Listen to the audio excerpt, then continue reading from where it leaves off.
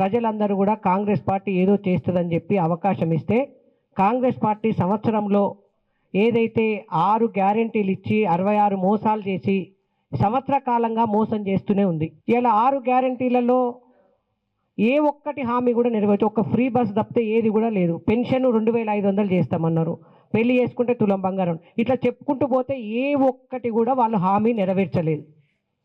నెరవేర్చకపోగా వరంగల్లో రైతు డిక్లరేషన్ అని పెట్టి రైతులను నట్టేట ముంచింది తప్పితే రైతులకు ఏమి ఉరగబెట్టింది లేదు. ఇలా రైతు బంధు పోయింది. ఎక్కడ కూడా ఇలా రైతులకు ఎక్కడ చూసినా అన్యాయమే జరుగుతూ ఉన్నది. అదేవిధంగా ఇలా హన్మకొండ జిల్లా విషయానికి వస్తే ఈ సంవత్సర కాలంలో ఏ ఒక్క పని చేసింది కాంగ్రెస్ పార్టీ ఇక్కడ లేదు. గతంలో పూర్తయిన ఏదైతే నయీం నగర్ ఫ్లైఓవర్ బ్రిడ్జ్ ఏదైతే ఉందో అది స్మార్ట్ సిటీ నిధులతో పూర్తయితే దాన్ని తుది మెరుగులు దిద్ది మేం చేసినామని చెప్తారు.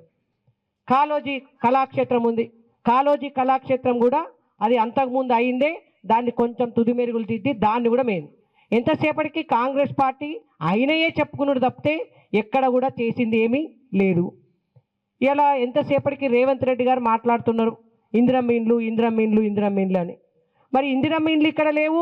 అదేవిధంగా ఇలా డబుల్ బెడ్రూమ్లు కట్టినవి కూడా ఏ ఒక్కటి కూడా ఇక్కడ ప్రజలకు ఇవ్వలేదు. ఇలా వర్షాలు వస్తే వరదలు వస్తున్నాయి. అదేవిధంగా బస్టాండ్ ప్రాంతంలో ఏ విధంగా మునిగిపోతున్నదో మన అందరికీ తెలుసు. ఆ మునిగిపోతున్న దాంట్లో కూడా అక్కడ ఎంఆర్ఓ ఆఫీస్ ఉండే, ఎంఆర్ఓ ఆఫీస్ను మార్చింది తప్పితే దానికి మాత్రం ఎక్కడ కూడా చర్యలు చేపట్టలేదు. ఆసుపత్రి అవన్నీ విషయాలు కూడా కాళీప్రసాద్ గారు మాట్లాడతారు ఆ విషయంలో.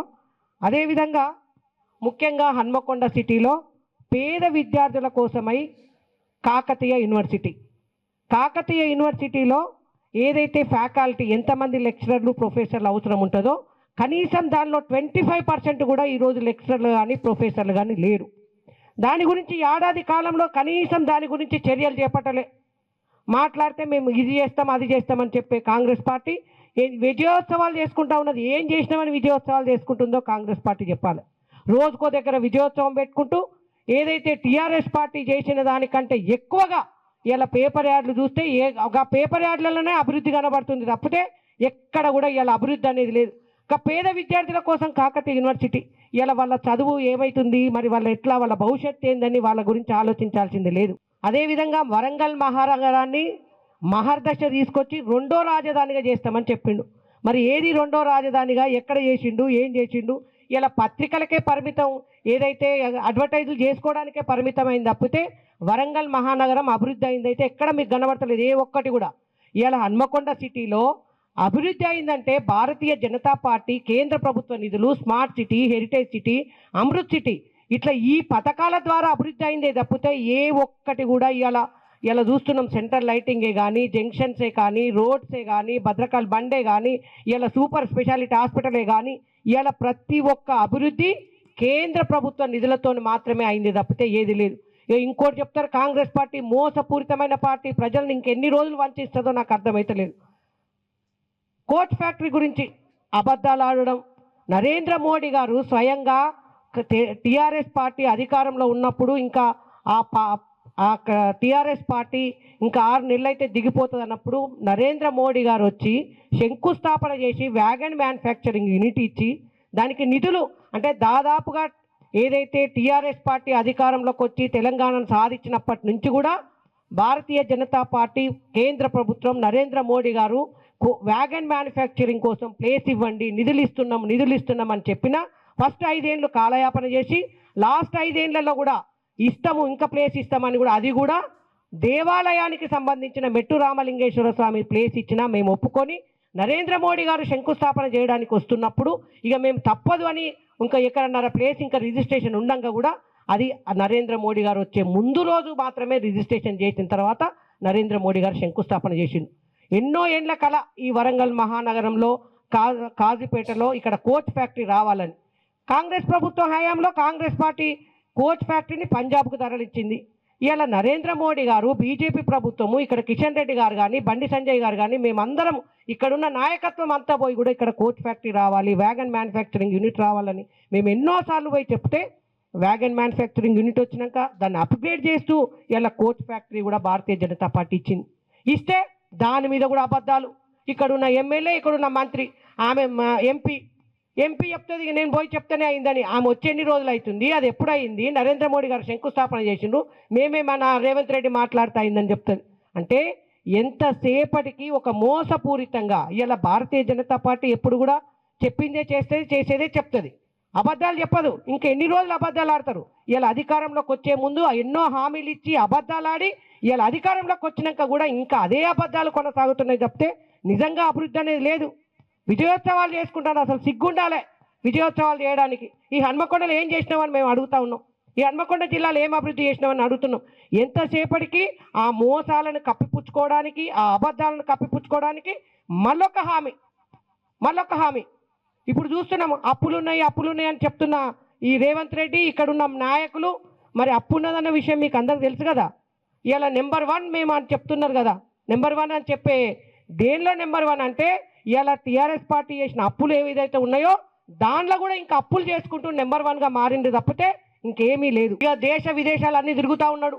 తిరుగుతుంటూ మేము పరిశ్రమలను తీసుకొస్తాం, మేము ఇక్కడ పెడతాం, అక్కడ పెడతామని ఎంఓయూలు చేస్తూ ఉండు. ఎక్కడ చేస్తూ ఉన్నారు? ఒక హైదరాబాద్ నగరంలో మాత్రమే ఎంఓయూలు, ఆయన పోటీ చేసిన కొడంగల్లో మాత్రమే పరిశ్రమలు. ఈ వరంగల్ నగరానికి ఏం తీసుకొచ్చిందని నేను అడుగుతా ఉన్నా. ఈ హన్మకొండ జిల్లాకి ఏం తీసుకొచ్చిందని నేను అడుగుతా ఉన్నా. ఒక్క పరిశ్రమనన్నా ఇక్కడికి వచ్చిందా? ఎక్కడ కూడా వచ్చిన దాఖలా లేవు. మీరు చెప్పండి, మీకు తెలుసు కదా పత్రికా విలేకరులకు, ఇక్కడ ఏమన్నా ఎంఓయూని తీసుకొచ్చి ఇక్కడ ఏమన్నా పరిశ్రమలు వచ్చినాయా? అబద్ధాలు. ఇక గంజాయి విషయంలో మనం చూస్తున్నాం ఏ విధంగా విచ్చలవిడిగా ఏ విధంగా అయితే అన్నది ఉక్కుపాదం మోపుతా అంటాడు. ఇక్కడ హన్మకొండ నగరంలో ఎక్కడ చూసినా గంజాయి గంజాయి గంజాయి. ఏ డబ్బా చూసినా, ఎక్కడికి పోయినా, ఏ మూలకు చూసినా ఏది మరి ఉక్కుపాదం ఏది? ఇక హాస్పిటల్లో బాగు చేస్తా, ఇది చేస్తా, ఎంజిఎంకు ఇది చేస్తా అని చెప్పి ఇక్కడ ఒక ప్రైవేట్ సూపర్ హాస్పిటల్కు ఓపెనింగ్కి వచ్చింది తప్పితే మరి అదే ఎంజిఎంలు చూసింది లేదు, అదే ఇక్కడ మేము కట్టిన సూపర్ స్పెషాలిటీ హాస్పిటల్ చూసింది లేదు, దానికి డాక్టర్లను చూసింది లేదు. ఇక విజన్ 2051 అని చెప్పి మాస్టర్ ప్లాన్ ఈయన వచ్చి అధికారంలోకి వచ్చి 1 year అయినాక కూడా మేము 2051కు మేము చేస్తామని చెప్పి అదే టీఆర్ఎస్ పార్టీ అదే 10 ఏళ్లలో చేసిన ఏదైతే 2041 మాస్టర్ ప్లాన్ని ఇంప్లిమెంట్ చేసి మేమేదో బాగా చేసినాం, మేమేదో ఆలోచించినామని చేసింది తప్పితే ఇంకేది లేదు. ఇవాళ ఔటర్ రింగ్ రోడ్డు ఉంది, దానికి పారిశ్రామికంగా డెవలప్ చేయాల్సింది ఉన్నది, ఇక్కడ యువతకు ఉద్యోగాలు రావాల్సి ఉన్నది, మరి అదేం డెవలప్మెంట్ చేస్తున్నారు? ఇంకోటి, రేవంత్ రెడ్డి అధికారంలోకి రాకముందు ఇక్కడ ఎల్ఆర్ఎస్ నేను ఫ్రీగా చేస్తున్నానని చెప్పిండు. ఇవాళ ఎల్ఆర్ఎస్కి కూడా డబ్బులు. అంటే ఎంతసేపటికి వంచుడు మోసం చేసుడు కాంగ్రెస్ పార్టీకి వెన్నతో పెట్టిన విద్య. కనీసం ఇప్పటికైనా నువ్వు మేలుకో. 1 yearలో మోసం చేసి వచ్చినాక కనీసం ఇప్పటికైనా ప్రజల అభివృద్ధి కొరకు ఈ ప్రాంత అభివృద్ధి కొరకు కట్టుబడి పనిచేయి. ఎక్కడికక్కడికి ఎవరు చూసినా ఎవరికి దోషింది వాళ్ళే దోసుకున్నాడు తప్పితే అభివృద్ధి అనేది లేదు. ఒకటే, ఇలా రేవంత్ రెడ్డి ఎంతసేపటికి తెలంగాణ రైజింగ్ అనే నినాదంతో పోతా ఉన్నాడు. తెలంగాణ రైజింగ్ అనేది నేను ఇంతకుముందే చెప్పిన, ఏదైతే అప్పులు ఏవైతే ఉన్నాయో మళ్ళీ పోటీ పడి అప్పులు చేసుట్లో మాత్రం తెలంగాణ రైజింగ్ ఉంది. దానిలో 100% కూడా మేము దాన్ని చెప్పగలుగుతాం. ఈ విజయోత్సవాలు అనేది చేసుకోవడానికి కాంగ్రెస్ పార్టీకి సిగ్గుండాలి. అక్కడోటి ఆడో జిల్లాలో పెట్టుకుంటూ విజయోత్సవాలు ఏం చేసినావు తెలంగాణ కానీ, అదేవిధంగా హన్మకొండ జిల్లాకి ఏం చేసినావో ఒక్కసారి ఇక్కడ ఎమ్మెల్యేలు కానీ ఎంపీలు కానీ చెప్పాలి. ఎక్కడైనా మేము చర్చకు సిద్ధం. ఏదైతే ఇప్పుడు coach factory wagon manufacturing unit అని మేము ఇచ్చినాం, మేము చేసినాం అన్నాగా చర్చకు ఎక్కడైనా మేము సిద్ధం. ఇలా అభివృద్ధికి భారతీయ జనతా పార్టీ మాత్రమే, ఇలా కేంద్ర ప్రభుత్వ నిధులతో మాత్రమే ఇక్కడ అభివృద్ధి జరుగుతూ ఉన్నది. కాబట్టి ఏ చర్చకైనా సిద్ధం. ఇప్పటికైనా కళ్ళు తెచ్చుకొని ఆ ఇందిరమ్మ ఇండ్లు అని చెప్తా ఉన్నాం, ఇందిరమ్మ ఇండ్ల లేకపోతే ఇక్కడ కట్టిన డబుల్ బెడ్రూమ్లో వెంటనే పంచండి అని మేము డిమాండ్ చేస్తూ ఉన్నాం. వరంగల్ ప్రజలు ఆరోగ్య విషయంలో ఎలాంటి అన్యాయానికి గురవుతారో మీకు చెప్తున్నాను. ఇది భారతీయ జనతా పార్టీ యొక్క బాధ్యతే కాదు, దయచేసి మిత్రులు మీ బాధ్యత కూడా తీసుకోండి. ఎందుకంటే తెలంగాణ రాష్ట్రం లోపల ఎక్కువ మంది ఈరోజు ఒక ఫ్యామిలీ ఒక్కసారి కార్పొరేట్ హాస్పిటల్కి వెళ్తే వాళ్ళు బిలో ప్రాఫిట్ లైన్లో పడిపోతున్నారు ఈరోజు. అంటే కార్పొరేట్ హాస్పిటల్ కూడా వైద్యము విపరీతమైన ఖర్చులు పోతుంది. దానికి అనుగుణంగా గవర్నమెంట్ మెడికల్ వ్యవస్థ ఉంది. గత 10 ఏళ్ళు బీఆర్ఎస్ గవర్నమెంట్ అనుకోండి, ఇప్పుడు 1 year కాంగ్రెస్ గవర్నమెంట్ అనుకోండి, విద్య వైద్యం 2 భ్రష్టు పట్టినాయి అనే దానికి అతిశక్తి లేదు. ఎందుకంటే వరంగల్లో గుండెకాయ లాంటిది కేఎంసీ మెడికల్ కాలేజ్, 60 ఏళ్ళ చరిత్ర కలిగి కాకతీయ మెడికల్ కాలేజ్. మిత్రులారా వినండి, 60 ఏళ్ళ కలిగి. ఎంజిఎం కూడా 60 ఏళ్ళ చరిత్ర కలది. అంటే ఉస్మానియా గాంధీ తర్వాత అంత చరిత్ర గల కాకతీయ మెడికల్ కాలేజ్ కానీ ఎంజిఎం కానీ నిజంగా చెప్పాలంటే హృదయ విదారకమైన పరిస్థితి ఎదుర్కొంటున్నాయి ఈరోజు. దానివల్ల జరిగే అన్యాయం ఎవరికి? బడుగు బలహీన వర్గాల ప్రజలకు మాత్రమే జరుగుతుంది. డబ్బులున్నవాడు కార్పొరేట్కి వెళ్తాడు, వైద్యం దొరుకుతుంది. మరి మధ్యతరగతి బిలో మధ్యతరగతి ప్రజలు బతకకూడదా ఈ తెలంగాణ రాష్ట్రం లోపల? మన తెలంగాణ తెచ్చుకుంది ఇందుకేనా? దయచేసి పాత్రికా మిత్రులు మీరు కూడా ఒకసారి ఆలోచించండి. కొన్ని నిజాలు మీకు చెప్తూ ముందుంటున్నాను. 60 ఏళ్ళ నుంచి ఉంది 1000 పడకల ఆసుపత్రి అంటారు. ఇప్పటికీ కూడా ఒక రెగ్యులర్ సూపరింటెండెంట్ లేడు. ప్రొఫెసర్లు 35 మంది ప్రొఫెసర్లు నేను సూపరింటెండెంట్గా ఉండనని వాళ్ళు ఈరోజు పేపర్లు రాసి ఇచ్చిన నిజాలు అనేది తెలుసుకోండి మీరు. ఒక సూపరింటెండెంట్ మొన్న ఈ ప్రజాప్రతినిధులు ఈ అధికారుల భయం వాళ్ళ టార్చర్ భరించలేక హాస్పిటల్ అయితే ఆయన ఉండలేడు. ఒక ఇన్ఛార్జ్ సూపరింటెండెంట్తోని ఎంజే నడుస్తుందంటే ఆ ఎంజే యొక్క పరిస్థితి మీరు ఆలోచించుకోండి. రోజుకు 3000 నుంచి 4000 మంది వచ్చే ప్రజల పరిస్థితి చూస్తే నిజంగా హృదయ విదారకం. ఒక్క మందు లేదు, ఒక్కటి ఎమర్జెన్సీ మెడిసిన్ లేవు, మెడికల్ షాపులు పెట్టి అక్కడ నుంచి దోచుకుంటున్నారు. నిజంగా చెప్పాలంటే ఈ ఎంజిఎం స్టాఫ్ 100% ఉంటే 25% ఎక్కువ స్టాఫ్ లేదు.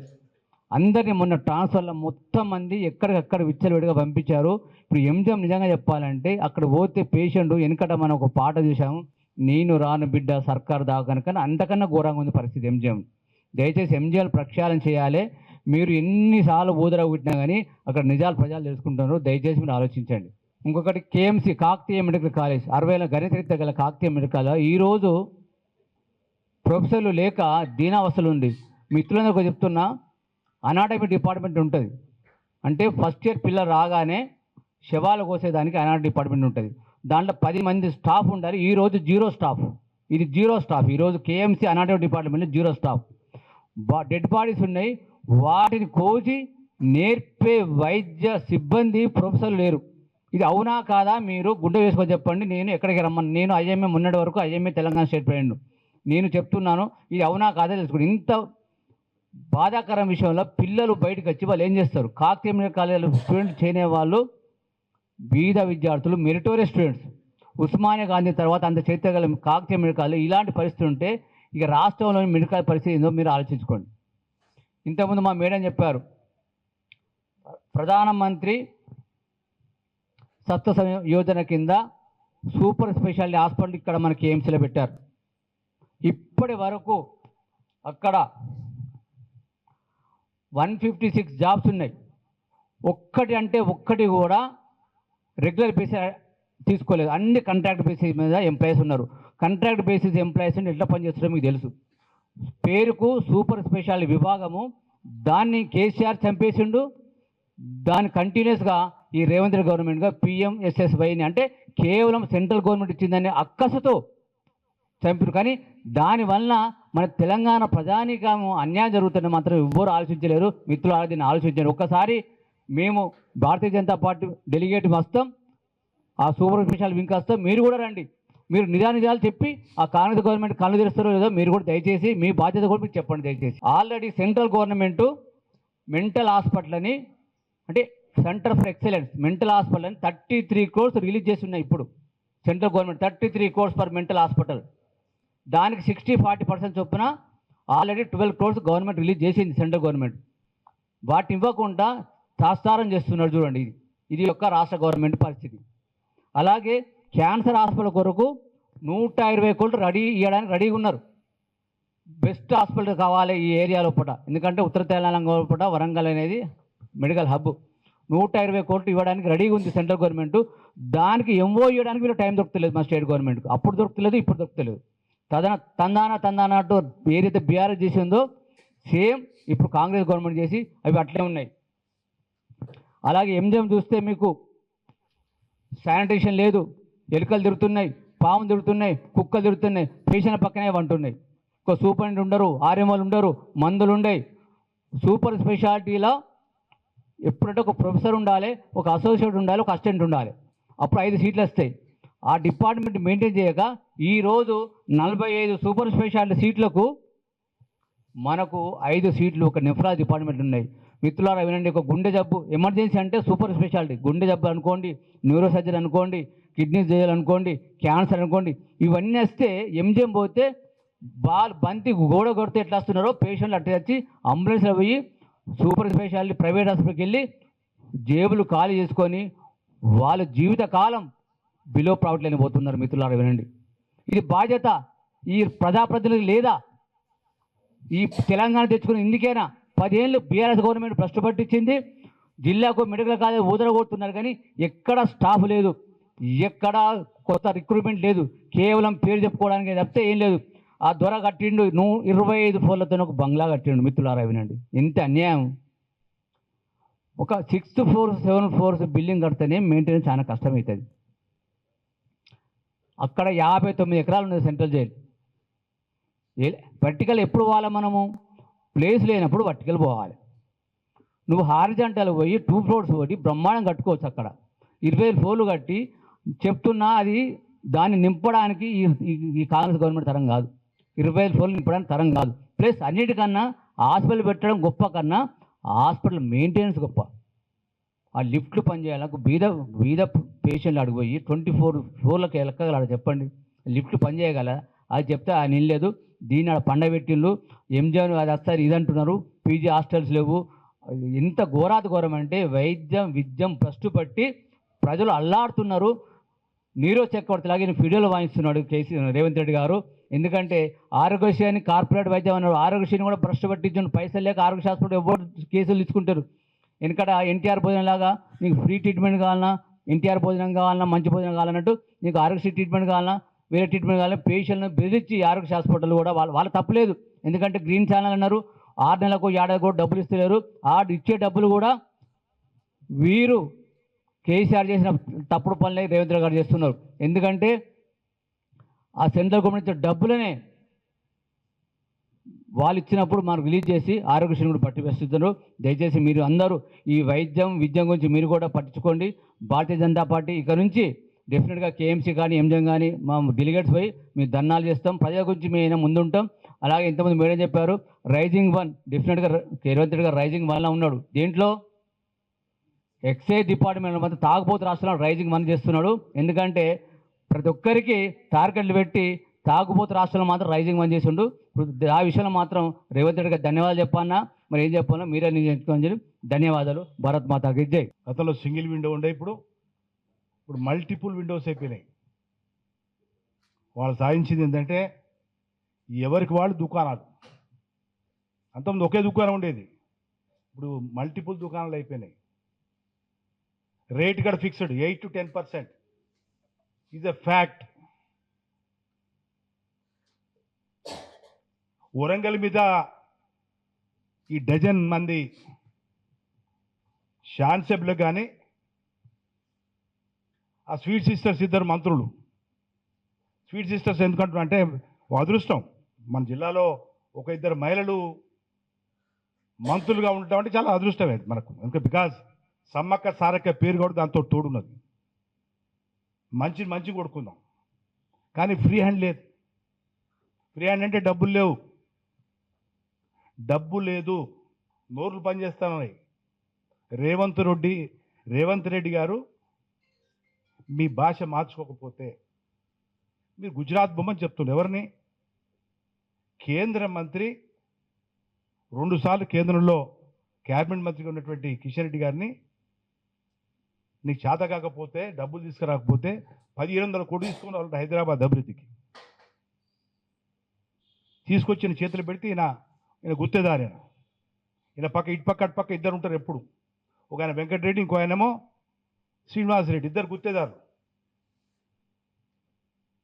ఈ గుత్తేదారు పని చూస్తున్నాం కదా. శ్రీనివాసరెడ్డి చేసేటంటే ఏదైతే రోడ్డు అవుతుందో స్మార్ట్ సిటీ రోడ్స్, ఈ హంటర్ రోడ్డు షాంపేట నుంచి మొదలు పెడితే ఈ హన్మకొండ చౌరస్తాకి వేసే రోడ్డు వారే. దాని ఫలితాలు చూస్తాను. 2 years అయిపోయింది, 3 years అయిపోయింది, 4th year అయిపోయింది. స్మార్ట్ సిటీ 552 crores టోటల్గా కాంప్రిహెన్సివ్గా 552 crore రూపీస్ను ఎక్స్పెండ్ చేసి మొత్తం కూడా దాన్ని మొత్తం కూడా క్లోజ్ చేయాల్సి ఉండే. ఇవాళకి స్లీపింగ్ మోడ్లో ఉన్నది. ఇంతకంటే దౌర్భాగ్యం లేదు. ఈ 12 మంది ఛాన్సలర్లు ఎవరికి వాళ్ళు తందానా, ఎవరికి ఒక విజన్ లేదు. ఎలక్టర్ పెయింట్గా ఒక విజన్ ఉండాలి. ఎంతసేపు దుకాన్లు పర్సంటేజ్లు వీటికే కక్కుర్తిపడుతుంది. ఎందుకంటే పాపం 10 ఏళ్ల పాటు వాళ్ళకి అవకాశం రాలే. కొత్తగా వచ్చింది. రోడ్స్ జిల్లాలో మొత్తంగా కూడా 607 కిలోమీటర్ల యొక్క సెంట్రల్ ఫండ్స్ ద్వారా సిఎంఆర్ఎఫ్ ద్వారా వచ్చిన ఫండ్స్ మొత్తంగా కూడా ఎమ్మెల్యే అంతా పంచుకొని 20 కోట్లు 30 కోట్లు 40 కోట్లు పంచుకొని పర్సెంటేజ్ తోటి రోడ్డు చేస్తున్నారు. సీసీ రోడ్స్ వాళ్ళు ₹1 కూడా సింగిల్ రూపీ కూడా స్టేట్ గవర్నమెంట్ డబ్బు లేదు దాంట్లో. ఇక ఈ వ్యాగన్ ఫ్యాక్టరీ అని కోచ్ ఫ్యాక్టరీ అని అసలు వాళ్ళకి అర్థం ఉందో వాళ్ళకి అసలు అర్థం చేసుకుంటాం లేదు. It's a comprehensive unified factory. అది దాంట్లో రైలు ఇంజన్ తయారు చేయొచ్చు, రైలు పెట్రోల్ తయారు చేయొచ్చు, మాల్ గాడికి సంబంధించినటువంటి బోగీస్ తయారు చేయొచ్చు. భారతదేశంలో integrated coach factory third factory, fourth factory. ఒకటి మెడ్రాస్లో ఉంది, రెండోది కపూర్తల, మూడోది రాంపూర్ యూపీ, నాలుగోది ఇక్కడ లేటెస్ట్ ఏంటంటే దీనికి సపోర్టివ్గా మొత్తం ఫ్రాన్స్ టెక్నాలజీ, లేటెస్ట్ టెక్నాలజీ ప్రపంచవ్యాప్తంగా రైల్ మ్యానుఫ్యాక్చరింగ్ యూనిట్స్ మొత్తంగా కూడా బేసిక్ థింగ్ అంతా ఫ్రాన్స్ నుంచి వస్తుంది. టెక్నాలజీ మొత్తం ఆ యొక్క టెక్నాలజీ మొత్తం కూడా 100% ఇక్కడ వాడుతున్నారు. ఇక్కడి నుంచి 137 దేశాలకు ఎక్స్పోర్ట్ చేసేందుకు కోసం కావాల్సినటువంటి యొక్క టెక్నాలజీ ద్వారా అరేంజ్ చేస్తున్నారు. లేటెస్ట్ ఇది. ఈ యొక్క పార్లమెంట్ సభ్యులకు శాసనసభ్యులకు వాళ్ళకి ఏమర్థమవుతా ఉందో ఇది చాలా దురదృష్టకరం. ఇది ఇంకొకటి గీస్కొండలో టెక్స్టైల్ పార్క్ అని పెట్టాను. అది నేషనల్ టెక్స్టైల్ పార్క్ కింద గవర్నమెంట్ ఆఫ్ ఇండియా దేశంలో 4 ప్లేస్లో డిక్లేర్ చేసింది. దాంట్లో వన్ ఆఫ్ ది ప్లేస్ ఏంటంటే గీస్కొండ. ఇంతవరకు సింగిల్ ఎంప్లాయ్మెంట్ లేదు. 1307 కోట్ల రూపాయలు భారత ప్రభుత్వం మంజూరు చేసింది. దానికి సింగిల్ ఎంప్లాయ్మెంట్ లేదు అక్కడ. ఇంతవరకు సింగిల్ ఎంప్లాయ్మెంట్ క్రియేటివిటీ లేదు. ఇంకోటి ఎయిర్పోర్టు ఒకటి జీవో ఇష్యూ చేసినారు లాస్ట్ మంత్ 17 జీవో ఇష్యూ చేసినారు. ఇంతవరకు ఉలుకు పలుకు లేదు. 30 డేస్ చాలు మొత్తం. If you got me commitment ఉంటే 30 రోజుల లోపల ల్యాండ్ ఎక్విజిషన్ చేసి రైతులకు బేషరతుగా 30 డేస్ లోపల మీరు పేమెంట్ చేస్తే 100 డేస్ లోపల అక్కడ శంకుస్థాపన చేస్తారు. నేను ఆల్రెడీ ఎర్రనాయుడు గారితో మాట్లాడాను. ఎర్రనాయుడు గారి కొడుకు రామ్మోహన్ నాయుడు గారితో ఎక్కువ మాట్లాడుతాను. ఆయన పోయి మాట్లాడుతూ వచ్చిందని చెప్తాను. ముఖ్యమంత్రి ఎక్కడ పోతున్నాడు? ఆయన ముఖ్యమంత్రి ఏమిటి ఇంకొక ఆయన ఉంటాడు ఏమిటి తోడు పెళ్లి పిల్లలు లేక ఇంకో ఆయన పోతూ ఉంటాడు ఢిల్లీకి. ఒకరి మీద నమ్మకం లేదు. ఉండాలి ప్రభుత్వం 5 ఏళ్ళు కొనసాగాలి. తప్పులు చేయాలి, పొరపాటు చేయాలి. కాబట్టి పొరపాట్లు అబద్ధాలు భాష మార్చుకోమని చెప్తున్నా. ఇంకొకసారి భారతీయ జనతా పార్టీ నాయకుల మీద చెలోక్తులు మాట్లాడితే అంతకంటే హీనంగా మీరు ఎదుర్కోవాల్సి వస్తుంది. రోడ్ల మీద మీరు అనుకుంటా ఉన్నారు, ఏం మాట్లాడి నడుస్తా అనుకుంటా ఉన్నారు. భాష మార్చుకోకపోతే ఖబర్దార్ అని చెప్పేసి అని హెచ్చరించాల్సిన పరిస్థితి ఏర్పడుతుంది. మరిన్ని వీడియోస్ కోసం ఛానల్ సబ్స్క్రైబ్ చేయండి. లేటెస్ట్ అప్డేట్స్ కోసం వాట్సాప్ ఛానల్ ఫాలో అవ్వండి. అండ్ లింక్ డిస్క్రిప్షన్ లో ఉంది.